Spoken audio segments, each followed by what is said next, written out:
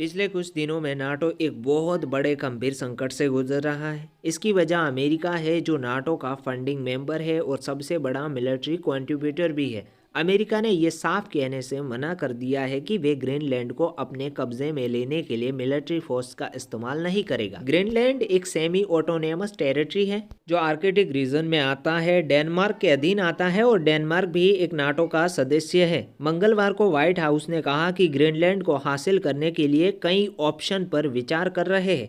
ये भी कहा कि military option always on the table है। अगर अमेरिका मिलिट्री के जरिए ग्रीनलैंड पर कब्जा करता है तो न सिर्फ यूनाइटेड नेशन चार्टर्ड और नाटो चार्टर्ड का उल्लंघन होगा, बल्कि नाटो को पूरी तरीके से तबाह कर देगा। डेनमार्क की पीएम मैट फ्रेडरिक्सन ने साफ कह दिया है कि अगर अमेरिका ने ग्रीनलैंड पर हमला किया तो सिर्फ नाटो ही खत्म नहीं होगा, बल्कि एवरीथिंग विल एंड। ये सेकंड वर्ल्ड वॉर के बाद बनी पूरी ग्लोबल सिक्योरिटी सिस्टम ही टूट जाएगी। इतना ही नहीं, बुधवार को डोनाल्ड ट्रंप ने अपने सोशल मीडिया प्लेटफॉर्म पर आकर कहा कि नाटो का मजाक उड़ाते हुए लिखा कि मुझे शक है कि अगर हमें सच में जरूरत पड़ी तो नाटो हमारे लिए खड़ा होगा। जबकि सच्चाई यह है कि नाटो का आर्टिकल 5 आज तक सिर्फ एक बार ही इस्तेमाल हुआ है और वो भी 9/11 अटैक के बाद अमेरिका के समर्थन। इस वीडियो में हम समझेंगे कि नाटो क्यों क्राइसिस में है और क्या वाकई में ये अलायंस एंड की तरफ बढ़ता जा रहा है। लेकिन इससे पहले आप इस चैनल को सब्सक्राइब करो, इस वीडियो को लाइक करो और बेल आइकॉन को भी दबाओ। अगर नाटो की हिस्ट्री देखें तो साल 1949 में सेकंड वर्ल्ड वॉर के बाद नॉर्थ अटलांटिक ट्रीटी साइन हुई, जिसे वॉशिंगटन ट्रीटी भी कहा जाता है। इस ट्रीटी पर नॉर्थ अमेरिका और यूरोप के 12 देशों ने साइन किया था।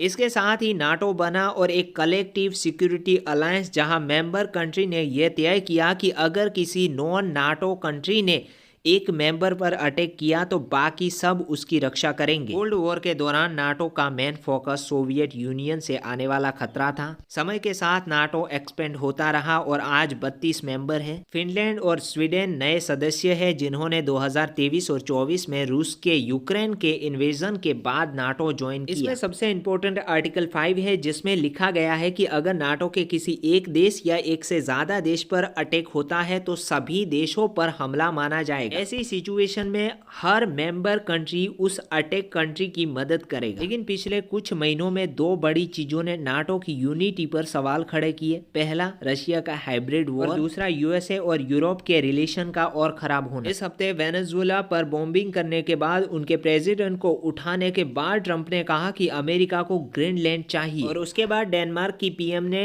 डेनिश टीवी पर आकर कहा कि अगर यूएसए किसी दूसरे नाटो कंट्री पर मिलिट्री अटैक करता है तो सब कुछ रुक जाएगा। इसमें नाटो भी शामिल है और सेकंड वर्ल्ड वॉर के बाद पूरी सिक्योरिटी सिस्टम। ऐसे में सवाल उठता है कि क्या हम सच में नाटो के एंड को देख रहे हैं। पहले भी नाटो कोलैप्स की वार्निंग आई थी, जैसे 1966 में फ्रांस के प्रेसिडेंट ने नाटो की इंटरग्रेट मिलिट्री कमांड से फ्रांस को बाहर निकाल लिया था, या फिर 2003 में जब इराक इन्वेजन को लेकर नाटो अंदर ही बट गया था। लेकिन आज नाटो के सामने दो रियल और सीरियस एग्जिस्टेंस थ्रेट है। पहला, दिसंबर 2024 में री इलेक्शन के बाद ट्रंप ने कहा कि ग्रीनलैंड, कनाडा और पनामा हमको चाहिए। पहले टर्म में भी ट्रंप ग्रीनलैंड को बाय करने की बात कर चुके हैं। उस समय इन बातों को इतना सीरियस नहीं लिया गया था, क्योंकि कनाडा और ग्रीनलैंड दोनों नाटो मेंबर है और किसी दूसरे कंट्री पर हमला करना इंटरनेशनल लॉ के खिलाफ भी है। लेकिन कैरेबियन सी में यूएस स्ट्राइक, वेनेजुएला पर अटैक, जिसे ट्रंप ने कांग्रेस को बिना बताए अप्रूव कर दिया। वेनेजुएला के प्रेसिडेंट को उठा लिया गया, जिसमें रिपोर्टली 80 लोग मारे गए। और यह दिखाता है कि ट्रंप फॉरेन पॉलिसी गोल के लिए इंटरनेशनल लॉ तोड़ने से नहीं डरते।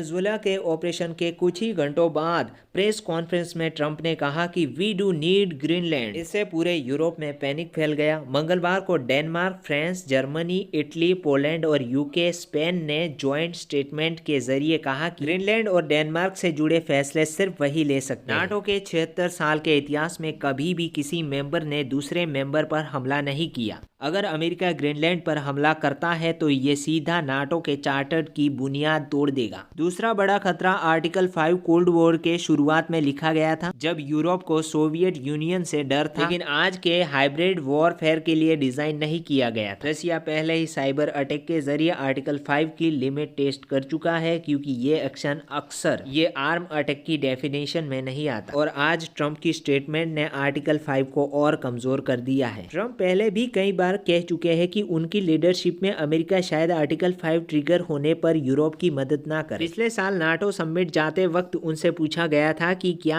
आर्टिकल 5 सपोर्ट करते हैं। उनका जवाब था डिपेंड ऑन योर डेफिनेशन। हालांकि उसके बाद उन्होंने कहा कि आर्टिकल 5 के लिए कमिटेड है, लेकिन हाल ही में कमेंट ने फिर डाउट पैदा कर दिया है। इसी हफ्ते ट्रंप ने सोशल मीडिया पर आर्टिकल 5 अमेरिका के लिए ट्रिगर हुआ तो क्या यूरोप कंट्रीज सच में यूएस की मदद करेंगी। इसका मतलब साफ है कि अगर वो हमारी मदद नहीं करेंगे तो हम क्यों करें। और अगर नाटो खत्म होता है तो ये पुतिन के लिए फायदेमंद होगा, लेकिन यूरोप नाटो मेंबर्स के लिए बहुत ही खतरनाक है। इसका मतलब है कि अगर किसी यूरोप के देश पर हमला होता है तो ट्रंप शायद आर्टिकल 5 ट्रिगर होने पर यूरोप की मदद ना करे। NATO heavily USA military capability पर डिपेंड करता है, जैसे लॉजिस्टिक, कमांड और कंट्रोल और इंटेलिजेंस। हालांकि नाटो की इंटरनल स्ट्रक्चर फिक्सेबल है, लेकिन यूएस के रोल को रिप्लेस करने में यूरोप को सालों नहीं बल्कि डेकेड्स लग सकते हैं। यूरोपियन नाटो मेंबर के सामने इमीडिएटली चैलेंजेस है। पहले ग्रीनलैंड मामले को निपटाए, दूसरा नाटो के फ्यूचर को सिक्योर करना। इस मुद्दे को लेकर फ्रांस, जर्मनी, पोलैंड के विदेश मंत्रियों ने बुधवार को इमरजेंसी मीटिंग की। यूरोप के लिए जरूरी है कि यूएसए पर अपनी डिपेंडेंसी कम करे। आखिर में क्या नाटो बचेगा या खत्म हो जाएगा, ये ज्यादातर अमेरिका पर ही डिपेंड करेगा।